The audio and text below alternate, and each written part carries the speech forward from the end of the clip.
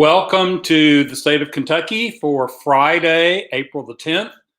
This is a good show we've got planned for you. I'm really excited about it. In our first segment, we're going to have Robert Connie and Jasmine Smith, who are the hosts of My Old Kentucky podcast. We're going to talk about that wonderful piece of work that they do. Then we're going to interview a healthcare professional who is also a candidate and talk about two interesting things to talk about all at the same time. We're going to find out how the coronavirus is happening in her hospital and talk to her about her campaign. And then at the end, I'm going to talk a little bit about the Republicans in Wisconsin and the Republicans in Kentucky. So we're going to see how that all goes for us. But first, we want to welcome Robert Connie and Jasmine Smith. Let me add them in here to the picture. Hello. Right. Hello, Robert, and hello, Jasmine. Hi. How are you two doing? Doing well. How are you? Good. Let's put it that way. So I'm real excited to have you both on the show. This is a real honor for me to have both of you here because I think you both do amazing work with the podcast. Let me remind our viewers of a couple of things that they may not know. If they comment on Facebook or YouTube, we can actually see those comments during the show, and we might even share them in the broadcast. So if you have questions for Robert or for Jasmine, just fire them right into the list. So let's begin by talking about you two. What are your day jobs? What do you each do during the day? Well, I am a public defender by day. Okay. Where? I don't talk about where I work on the podcast because I don't want my opinions to represent my employer, but I'm an appellate public defender. An appellate public defender. Yeah. Okay. Yeah. We could probably take some time and talk about that and use up the entire segment, so I don't want to do that. Yeah, I'm a data scientist with a consulting firm in town that does just data stuff. So I work for appliance manufacturers, healthcare companies, all sorts of different sorts of people, anybody with data. And of course, hopefully people have seen some of the stuff that I've done within politics, but that's mostly just for my own entertainment. I just really think the two of you together with those backgrounds really makes for an interesting mix because on the one hand, you've got the data analysis and the data scientist stuff. And on the other hand, you've got the legal insights, and together it really is good stuff for talking about politics. Yeah, so we were both political science majors at UK, but we both have very different skill sets in real life. So I think it works really well. Well, I was going to ask, how did you two meet? We met at the Baptist Campus Ministry at the University of Kentucky. Okay. Mm-hmm. The BSU. BCM. They changed it when I was a freshman in college. So like 2006 was... I don't know what it is called now, but it was the BSU forever. Yeah. I'm showing my age. Yeah. So who came up with the idea for the podcast? So I had previously done a podcast about film. I actually worked for WRFL, or I guess volunteered for WRFL, which is the student-run radio station at UK. And I did a show about movies with a friend of mine. And then when we graduated, we brought it to Louisville. We did it with Crescent Hill Radio for a long time, and we eventually moved the show to the Louisville Public Media. And we really enjoyed it. We had a great time with it. And that guy moved to New York to actually work in the film industry. Wow. I had all these skills in podcasting that I had acquired from doing that show for years with him. And I sent a message to Jasmine. And I was like, well, mostly what I'm interested in is politics in Kentucky. Why don't we do a show about that? So kind of moved from doing that show to this one. And we've been doing it now for about 4 years, which is kind of crazy. Yeah, wow. And we actually talked about it for over a year before we actually did it. So Robert came up with the idea in like mid-2015, and we didn't actually do it until 2016. Mm-hmm. So we talked about it for a while. Yeah. Well, but 4 years is a good long time for a podcast. How many episodes have you done? We are just shy of 200. I think we're at like 170 or something like that. So it's a weekly show, which, I remember when Jasmine, when we finished like the first or second episode, she was like, well, do you want to do this weekly or monthly? And I just said, well, I guess weekly. And I sometimes think back about that and whether or not that was the best decision. But I think we have a great time doing it every week. So we've been doing it for a long time. And I think news goes pretty stale if you wait too long. Oh, that's true. That's how weekly works. Yeah. Well, I'm doing this weekly right now, and I'm already realizing that by doing it weekly, you wind up wanting to talk about things, and the show just gets longer and longer and longer, and you don't want to do that. I love listening to your podcast. You two bring a different vibe to it, each of you. I always get tickled at the beginning of the show because Robert always starts with, hello, Kentucky friends, introduces himself, and then he says, and I'm joined as always by Jasmine Smith. How you doing, Jasmine? And you're always like, I'm pretty good, Robert. It's always like right after work when we record this. Yeah. So sometimes it's like it's been a rough day and I'm ready to go, but I gotta get back up for the podcast. Yeah. And I do that going back to the movie show I did a long time ago. I did it with my friend, and he used to always start the show, hello, brave listeners, and welcome to a new edition of Surreal Film. And, he was always like, it's really important to have that tagline. And the guy, he's a very good friend of mine. And he was like, he would always do the introduction there. And that is something I took away from that, to have a catchphrase. So I like to do that at the start of the show. I won't ask you who your Hi, most Nina. boring, they're waving at my wife now as she walks by with the dog. I won't ask you who your most boring guest has ever been, because that would be me. But who are some of the most interesting guests that you've had? I think Charles Booker is one of my favorite guests. He's been on the show, I think, 3 times now. And I think he always brings just an incredible perspective to it. I also really liked interviewing Matt Jones on the show. Even though it was kind of like a wacky interview, he was in, I think, Lyon County or Trigg County about to go Asian carp fishing, and he was at Walmart getting fishing gear while we were on the phone with him. And we kind of messed up the audio that day. So it was a very wacky interview, but it was just a really cool moment as someone who cares about politics and also listens to his radio show every day. Right. That was one of my favorites too. Yeah, I would say one of my favorite interviews, just from how it came together and how it went, was Representative Reginald Meeks from Louisville. Mm-hmm. And he's done so many jobs. He was a Louisville alderman a really long time ago, and he's been in the state legislature for a long time. And his existence in the state legislature has kind of changed as people like Attica Scott and Charles Booker have joined him up there. And he agreed to do it without knowing much about us. And I could definitely sense he was a little skeptical about what we were going to talk about, but I really thought that he was a really great interview and brought a lot of perspective about Kentucky politics and what it's been like to serve as an African-American legislator for a really long time. Another person I really enjoyed talking to was a candidate in 2016 who's actually running again this time, and that's Dustin Burley, who is out in Anderson and Shelby counties, and he the thing about politics is, like, you just got to run if you want to make a difference. You have to actually step up and do it. And Dustin's like, he personifies that to me, because he's, he doesn't have a lot of money himself. He has a day job that he depends upon for income, and he has to find a way to run and raise money and do all this stuff in between all of that. And he's a really cool guy for being able to do that and stepping up and doing that. And I just saw recently he was elected as one of the vice presidents for Kentucky Young Democrats recently. So that was really great for him. So I really did enjoy talking to him as well.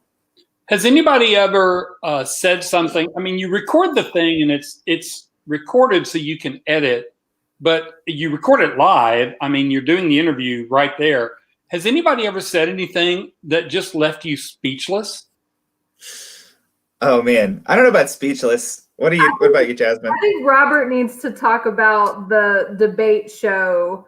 I was in Ireland when he did this and missed it, but there's been one contentious show. Yeah, that was very early on before we kind of felt our groove. And yeah, Jasmine was out of town, and we had a couple of we still, of course, we have lots of Republicans that listen to the show, and we value their input and opinions.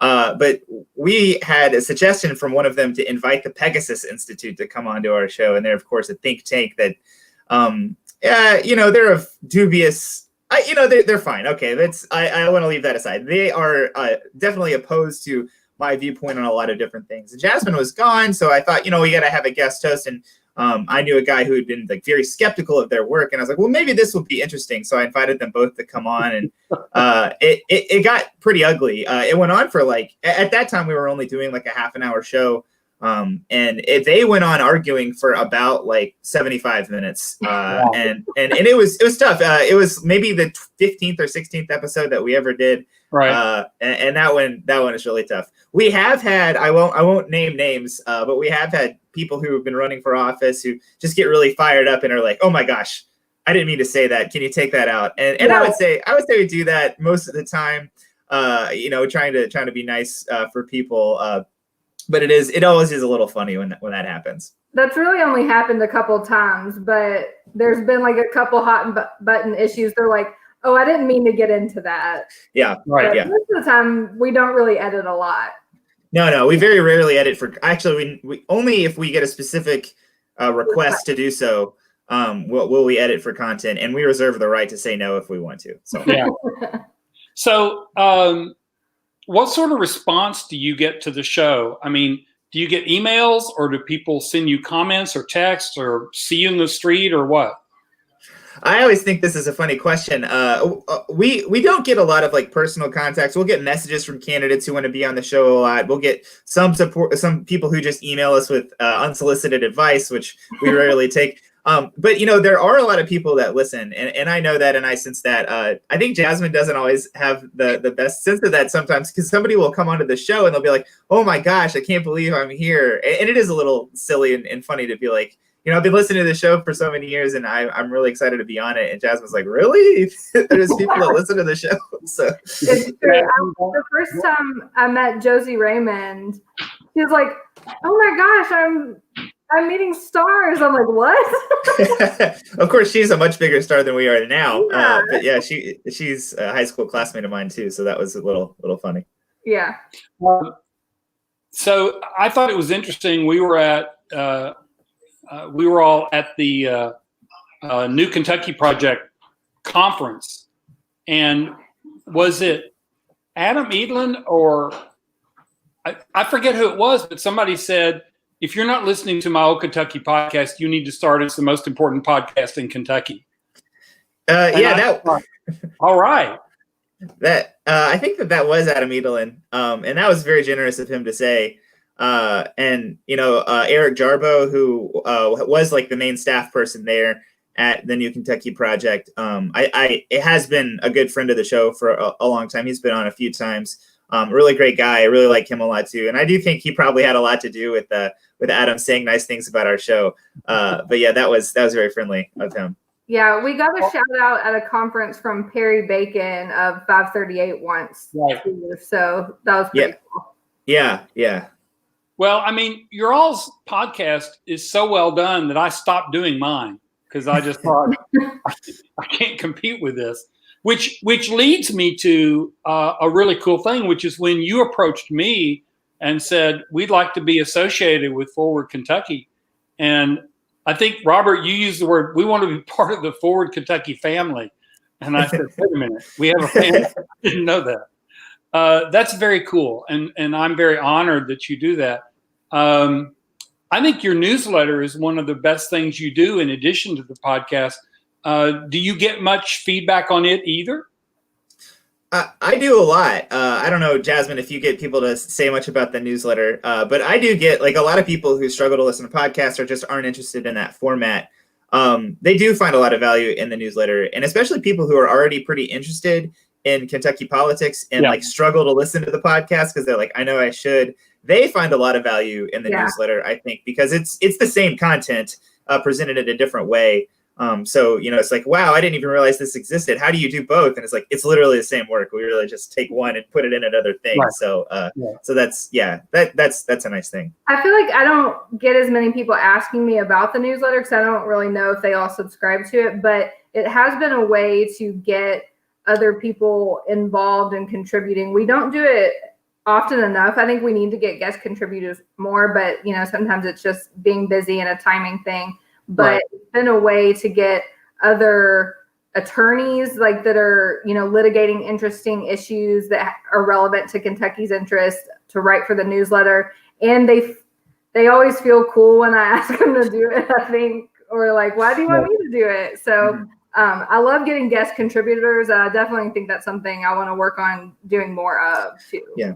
And Bruce, to go back to what you said about when we put our newsletter on Forward Kentucky, I remember listening. There was the Jon Favreau podcast, The Wilderness, that came out. I guess there was the second season that I haven't listened to, but the first season, when he kind of talks about ways in which progressives can be effective moving into the future, and he had a whole episode about media. And he's like, there's all these really interesting emerging state strategies about podcasts and websites, and he goes through all these nice, cool things that people are doing. And, I was listening to that and be like, oh, I have a podcast. That's really neat. And I was like, oh, maybe we should look at doing this or look at doing that. And then I realized that was already being done at Forward Kentucky. Yeah. So, I think that, we're obviously allies and think very similarly on a lot of different things, and a lot of our missions overlap quite a bit. So it was only a natural fit, and we've loved being a part of the Forward Kentucky family since then. Well, and this is a new part, and I'm very glad to have been able to have you on here to talk about it. Robert Connie, Jasmine Smith, the co-host of My Old Kentucky podcast, one of the best podcasts in the world. So if you're not listening to it, you need to. You need to go subscribe to the newsletter at forwardky.com/email. And thank you all for your work. And I look forward to your podcast every week. Yeah, thanks for having us. Yeah, everybody stay home, stay safe. And thank you, Bruce, for having us. Wash your hands. Wash your hands. All right. See you later. Right. So that was Robert and Jasmine from My Old Kentucky podcast. Let me say again that if you don't subscribe to their newsletter, you need to go do it. It's one of the best newsletters out there. And you can do that at forwardky.com/email. Next, we have somebody that I just am really fascinated to speak with, somebody who is both a candidate and a healthcare professional. So think about being both of those things right now. Dr. Alexandra Owensby. Let me get you up a little bit bigger here. There we go. I'm just sort of in awe of the fact that you were willing to take a few minutes out of your day to come talk to us. And I know it's got to be crazy. So let's just get right to it. First of all, how are you doing? I'm doing well, actually. The hospitals haven't seen yet the surge that we were expecting to see. They keep pushing back the date of the surge that we're expected to have. So actually, it's really slow right now in the hospital. People are doing a great job of staying home. Nobody wants to come to a hospital in the midst of a pandemic because you never know what you might leave with. So people are doing a good job staying home. And then, the ER doctors are also doing a really great job with making sure that people get discharged in timely fashion and nobody comes in that doesn't really need to be here. So, it's certainly scary being in healthcare right now, but it's also, kind of, this is what most of us went into this was for a time like this. And so it's also, very, very, the outpouring support from the community. The other day I walked out and my neighbor had left a package of masks on my driveway for me. And, and this time that's such a hard commodity to come by. I had somebody the other day drive an hour and a half to my house from Lexington to drop off a box of gloves for me. Wow. And so, just like the love and the outpouring from the community is everything right now. That's great. That's actually, I'm touched. That's really cool.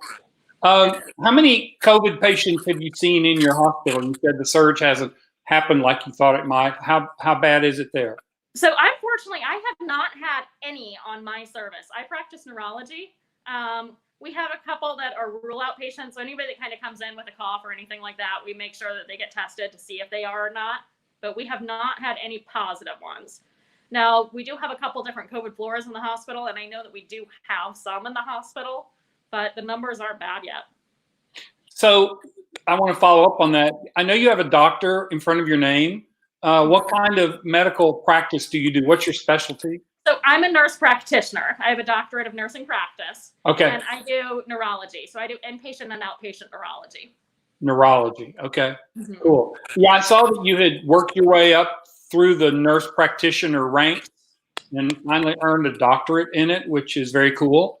So let me ask you about what you said. You have a couple of COVID floors there. What are they telling you in terms of the surge then? When do they expect to see it? So, kind of like you, but you guys were talking about before that, the new information changes so quickly. I mean, literally every day it's something different. So now they're talking about a couple weeks from now, they think we'll start to see the surge, and they're expecting the main biggest part of it is going to be probably in May sometime. Oh, yeah, it seems to be working its way in from the coasts. Yes. And coming to the middle of the country. I will say I was a little bit worried whenever I was hearing that Indianapolis was getting hit so hard because they're so close to us. Yeah. I'm up in northern Kentucky at the Cincinnati border. Right. And so I was a little bit worried there, but I mean, I think that, both Bashir and DeWine have done phenomenal jobs with being really on top of flattening the curve and keeping people inside. And so I think that's why our numbers are progressively, getting later and later that we think we'll see the surge. Well, and Governor DeWine in Ohio is doing the same thing Governor Bashir is doing in Kentucky, having these daily updates. And we talked about the fact that his are at 2 and Bashir's are at 5. And so people are saying they go to wine with DeWine and then beers with Bashir. We were just talking about that today in my office. Yeah. Well, speaking of Northern Kentucky, you're running for the nomination to run against Thomas Massie, the Republican congressman from that part of the state. How is the campaign going?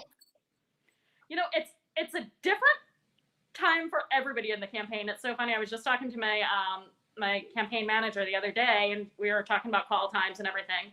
And she's like, yeah, I really think you should do like maybe between like 4 to 5, take a break for the Andy show, and then do from 5 to 6. And I'm like, no, I think I'm just going to wake up tomorrow and start calling like around 10 a.m. And at first she was like, no, you can't do that. And I'm like, come on, they're home. Like, everybody's home right now. Yeah. And it's actually interesting. I mean, I have found that people are very willing to pick up the phone in the middle of the day. People are happy to talk to me because, I think we've all been pent up inside of our house with little social contact for so long. It's kind of, people get excited whenever somebody calls. Yeah, that's an interesting point. I hadn't even thought about that with the social distancing and people being stuck at home, they might be glad to have a campaign call. Yeah, I mean, I actually had a really good percentage of people that, took my call and chatted with me. And, especially being in the health industry, I think that I do have some unique perspectives that people are interested in. So you have an opponent, Shannon Faber. I'm not sure how to say her name. Have you spoken with her at all? And do you all have any forums or debates planned, even virtually? Not right now. I mean, right now, obviously, my number one goal is to keep, the healthcare afloat right now during this time. And so, it's really hard because since we don't know exactly when the surge is going to hit, right. We're not guaranteed our days off. And so, I could get, my schedule changes all the time right now. Sure. So, I think that I'm going into the hospital, but then if it's slow, then they may call me and tell me to stay home because we want to expose as few people as possible. And in the same way, we had one of our practitioners was actually coming back from retirement to help out while I've got somebody on maternity leave. And so I ended up picking up all of her shifts because we don't want her in the hospital. Right. Or she's retired. So, the state of the hospital just makes it really hard to kind of plan any events right now. I have spoken with Shannon. I think she's great.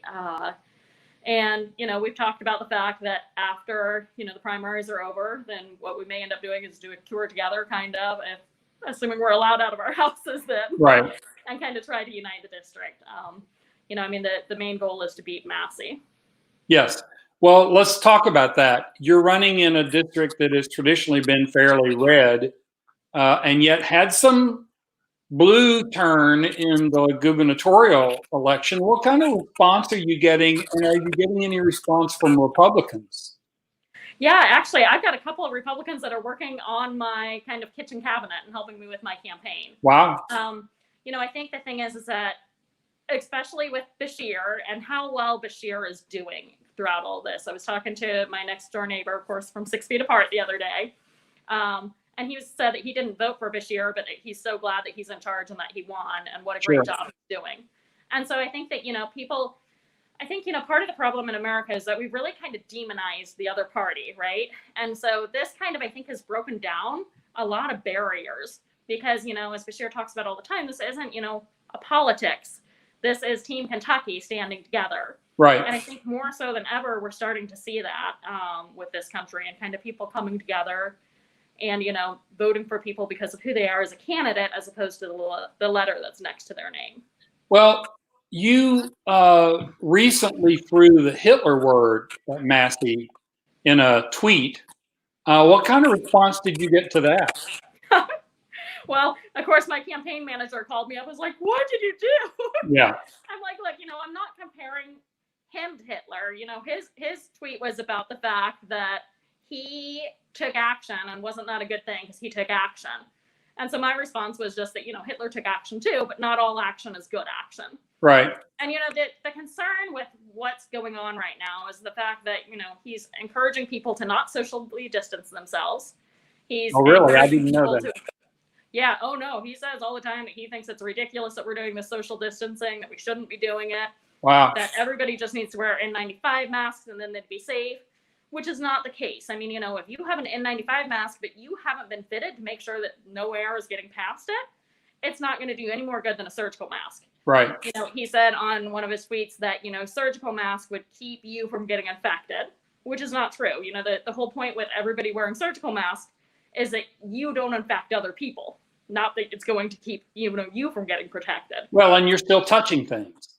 That's it. And so, there's just a number of really terrible statements that he's made that I feel like, endangered not just the health of Kentuckians, but also those of us on the front line. Whenever he forced everybody to go back to Washington, the attitude that a lot of these people have is, oh, well, if I get sick, I'll just go to the hospital and they'll fix it. But they're putting my life on the line, and then I'm going to take that home to my kids because I can't stay home. Right. So, that there's a lot of frustration there. And then, I don't know how much you've been following our campaign. We've been very big about trying to keep the hospital in Ashland, Our Lady of Bellefonte, open. Right. That is shutting down kind of in the midst of the pandemic. And I see Massie, doing all of this publicity tours. And he recently had his volunteers out door to door knocking about 2 weeks into this crisis. And yep, I got a couple messages from people about that. And so, he's doing things that are actively hurting Kentucky, as opposed to there's so much that he could be doing right now, like my campaign's doing with trying to keep hospitals open, right, to make sure that people get the PPE. And so to me, that is very, very frustrating. I'm sorry, I'm almost speechless. I cannot believe that anybody has campaign workers out doing door knocking. As of a couple weeks ago, I got messages from people on Twitter saying that he was doing that, and they were very upset, and they asked them to go away, and apparently they were very rude to them. So, Wow. I mean, I don't know if he still is or not, but I do know that during this pandemic, at least at the start of it, he was having people going door to door. So he's got an opponent, McMurtry. Mm-hmm. And if I was to characterize the two of them, Massie is a absolute libertarian, falls right in that space with Rand Paul. And McMurtry is a standard issue GOP candidate who loves Trump. Which one would you rather run against? Well, it's tough, right? Because, I mean, I think Massie would be easier to beat because there are so many things blatantly wrong with him. He's been on the job for 8 years. He's never passed a single bill.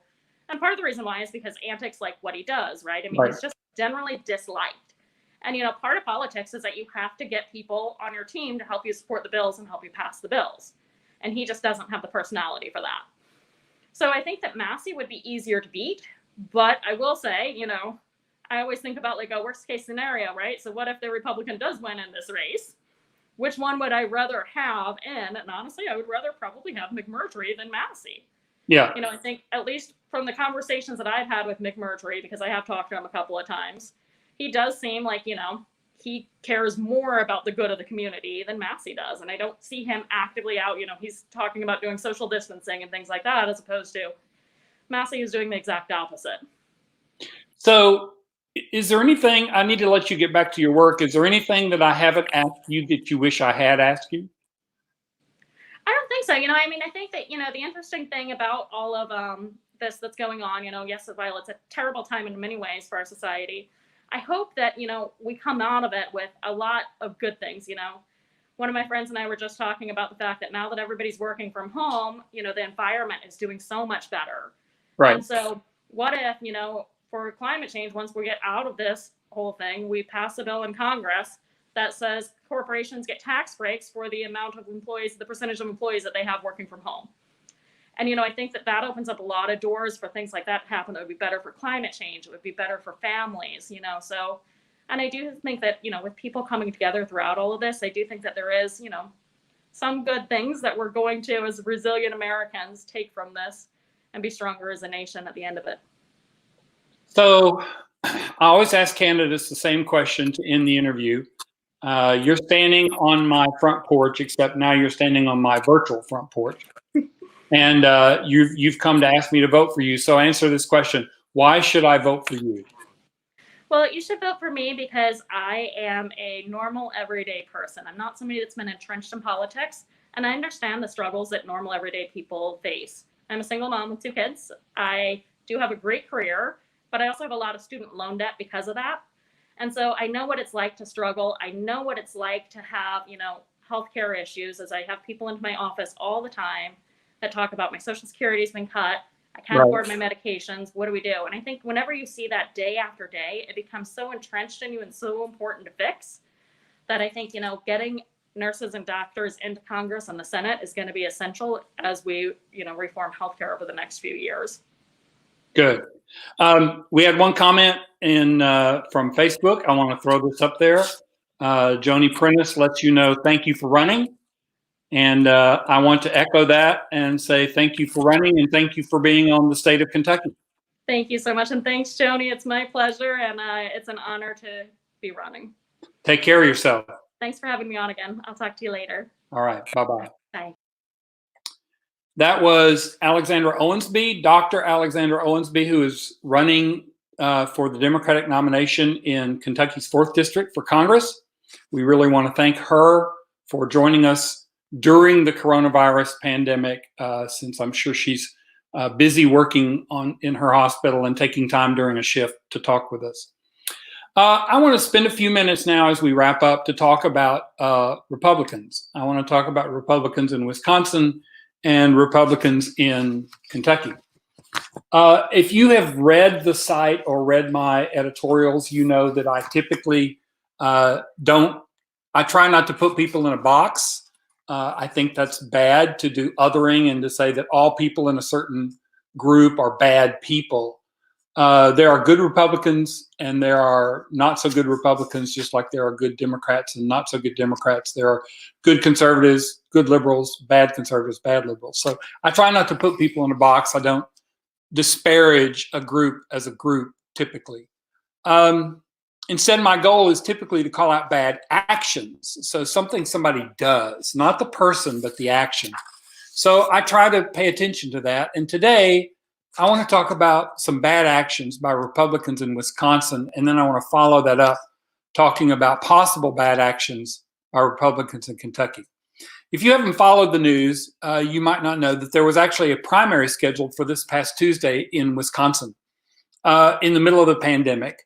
The governor tried to push it off. The Republicans in the state legislature overruled him. So then he tried to extend the time for people to send in their absentee ballots. Why? Because thousands of people had requested absentee ballots and hadn't gotten them because the system was overwhelmed. So, okay, so we can have the in-person voting, but let's give people 2 more weeks to get their ballots, fill them out, and send them in. Republicans didn't like that, so they overruled that as well. So the governor issued an emergency order on his own to try to move the primary or at least extend the time for the absentee ballots. The Republicans sued to stop that emergency order. And guess what? The conservative majority on the state Supreme Court sided with them. So then it got kicked up to the United States Supreme Court. And this past week, the conservative majority, 5-4 on the Supreme Court, sided with them as well, saying that people either had to postmark an absentee ballot by that day, whether they'd gotten it or not, or they had to go vote in person. And on top of all of that, the state election board, which is also controlled by Republicans, cut the number of polling places in the largest city, which is Milwaukee, from 180 to, wait for it, five polling locations. Now, why did they do this? Well, all of this, of course, is to lower turnout, especially among working class voters and minorities. And why? Because they tend to vote Democratic. But this is a primary. Why would they care if Republicans are voting for Republicans and Democrats are voting for Democrats? Why would the Republicans care about how many Democrats showed up to vote in their own primary?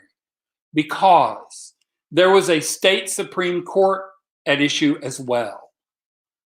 There was a state Supreme Court that was on the ballot as well, state Supreme Court seat, and they wanted to hold on to that seat.